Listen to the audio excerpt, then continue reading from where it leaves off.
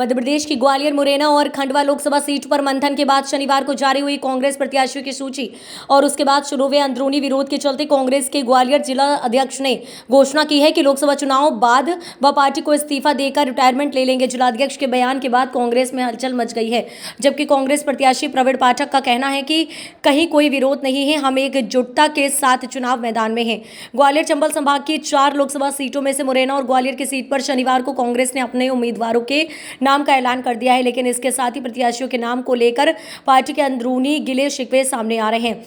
कांग्रेसी कार्यकर्ताओं और पदाधिकारियों की नाराजगी दूर करने के लिए आनन फानन में आज सोमवार को कांग्रेस कार्यालय पर एक महत्वपूर्ण बैठक का आयोजन किया गया। बैठक के दौरान लोकसभा चुनाव में मतदाता के घर तक कैसे पहुंचा जाए और चुनाव जीतने की रणनीति पर चर्चा चल रही थी। कांग्रेस के शहर जिलाध्यक्ष डॉक्टर देवेंद्र शर्मा ने मीडिया को बयान देते हुए चौंका दिया कि ये उनके कार्यकाल का आखिरी चुनाव है, इसके बाद वह पार्टी से इस्तीफा देकर रिटायरमेंट ले लेंगे। जिला कांग्रेस अध्यक्ष का बयान उस समय सामने आया जब कांग्रेस बीजेपी से प्रचार में काफी हद तक पिछड़ी है। ऐसे में जिलाध्यक्ष का बयान कांग्रेस को चुनाव में नुकसान पहुंचा सकता है।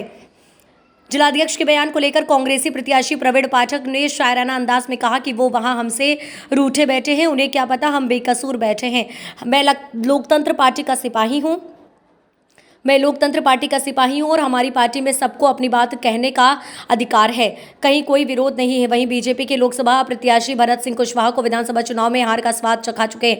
ग्वालियर ग्रामीण से कांग्रेस विधायक साहब सिंह गुर्जर का कहना है कि कांग्रेस पूरी तरह से एकजुट है, कहीं कोई विरोध नहीं है। कांग्रेस में कभी कोई रिटायर्ड नहीं होता। कांग्रेस का कोई बुजुर्ग अगर घर बैठेगा भी तो वह कांग्रेस के लिए ही काम करेगा। उन्होंने ये भी कहा था कि इस चुनाव को पूरी ताकत से लगकर जिताना है, इसके बाद मैं रिटायरमेंट लूंगा, जो बात उन्होंने कही थी। पर जरूरी नहीं है कि कांग्रेस पार्टी के कार्यकर्ता पदाधिकारी इतनी जल्दी उनका रिटायरमेंट हो जाने देंगे। उनकी वजह से संगठन मजबूत है, वो बहुत समझदार है, सम्मानीय हमारे, और देवेंद्र शर्मा जी ने पूरी पार्टी को एक करके रखा है, आगे भी भविष्य में पार्टी को एक करके रखेंगे। और वो कांग्रेस पार्टी के कार्यकर्ताओं से उन्होंने सबसे अपील की कि इस चुनाव में पूरी ताकत के साथ जुड़े, क्योंकि जिस तरीके से कल टिकट फाइनल हुआ उसके बाद सोशल मीडिया पर चला के जिलाध्यक्ष जी वो इस्तीफा पर चला था, इस्तीफा हुआ था नहीं, चला था ना, पर कहने और करने में और सुनने में बहुत अंतर होता है। आदरणीय अध्यक्ष जी हमारे सम्मानीय, आपके सामने उन्होंने क्या कहा आप सबने सुना था। कार्यकर्ताओं से उन्होंने कहा बड़ी जिम्मेदारी के साथ में कि पूरी ताकत के साथ जुटें और लोकसभा सीट को जिताएं। भारत सिंह को लेकर कितनी बड़ी चुनौती आपके सामने? भारत सिंह है, पूरा सीएम है, इसके अलावा सिंधिया, भारत सिंह जी से कोई चुनौती नहीं है। चुनौती तो उस बात से है जिस तरह से ये षड्यंत्रकारी काम करते हैं, लोगों को डराते हैं, धमकाते हैं, साजिश करते हैं, और तानाशाही की वजह से ईडी सीडी के बल पर, पैसे और प्रशासन की बल पर ये चुनाव जीतना चाहते हैं। ये हमारे लिए सबसे बड़ी चुनौती है, प्रत्याशी से कोई चुनौती नहीं है। आप एकता की बात कर रहे हैं कांग्रेस की, आज अजब सिंह जो है बीजेपी में शामिल हो रहे हैं सीएम के सामने। पर आपने अजब सिंह जी को देख लिया जो बीजेपी से कांग्रेस में आए हैं, जरा उनकी भी कह दो। आपने देखा था ना रीवा सतना में भी कि भारतीय जनता पार्टी के बड़े नेता और कांग्रेस में शामिल हुए थे।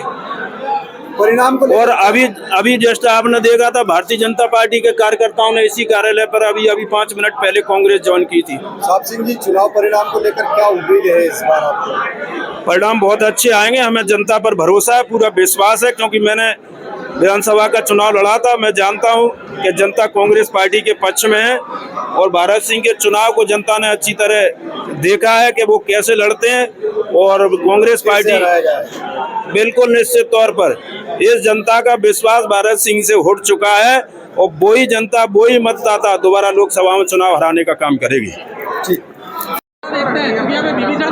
देखिए, जिसको भी अहंकार है सत्ता का, जो भी दुराचारी है, जो भी षड्यंत्र करता है, वो रावण की श्रेणी में आता है।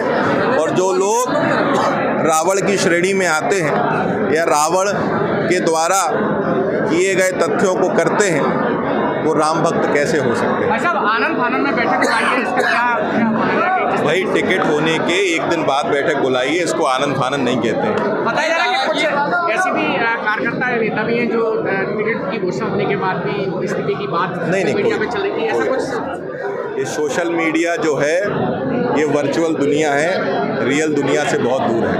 सभी एकजुट है कांग्रेस में? बिल्कुल एकजुट है, आदरणीय अध्यक्ष जी के नेतृत्व। आ जाओ भाई। सोशल मीडिया पर चल रही थी, कितनी सच्चाई है उसको? मैंने अभी बैठक में स्पष्ट कर दिया कि मैं कंपलसरी रिटायरमेंट लूँगा चुनाव के बाद, और कार्यकर्ताओं से निवेदन कर लिया कि ये सीट एक बार और जिता दो जिससे मेरा रिटायरमेंट अच्छा हो। तो क्या लोकसभा के चुनाव के बाद क्या रिटायरमेंट, क्या इस्तीफा ले लेंगे हाँ। पार्टी से? बिल्कुल रिटायरमेंट पार्टी से इस्तीफा ले लेंगे लोकसभा के बाद? निश्चित रूप से। क्या कारण क्या रहेगा? क्या कारण रहेगा? साधारण सभा की बैठक जो है प्रत्याशी को लेके की गई थी, और प्रत्याशी के सब कार्यकर्ताओं को आज ये बिगुल बज गया, और जो लोकसभा में हमारे प्रत्याशी घोषित किए हैं प्रवीण पाठक जी, उनके जिताने के लिए यहाँ से आज कार्यकर्ता अपने अपने क्षेत्र में निकल गए। कोई नाराजगी नहीं, अभी आपने कहा कोई नाराजगी नहीं है, और नाराजगी होती तो मैं यहाँ बैठक में नहीं होता। अभी आपने कहा इस्तीफा दे रहे हैं, तो क्या कारण रहे? क्या कारण रहे? मैंने बताया ना आपको कि मैं अपना रिटायरमेंट इस चुनाव के बाद ले लूँगा। क्या कारण क्या रहे? लोकसभा के चुनाव हो जाए